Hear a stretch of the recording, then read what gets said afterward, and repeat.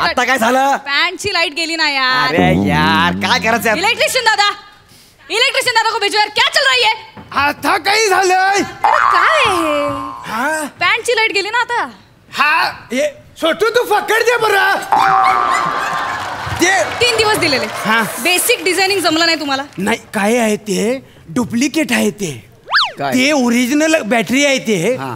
ती बॅटरी एमएजीची घेतली का ओ नाही? डांगे आणा ना ती एमएचची बॅटरी. काय ती नाही मॅडम थांबा. डांगे ना म्हटलंय मी. पण ते काय करतात ते डायरेक्ट दशरथ समोर उभा करतात. मग दशरथ समोर बोलता येईल ना. ट्रू तुमचं ट्रू आउट हे चालणार आहे.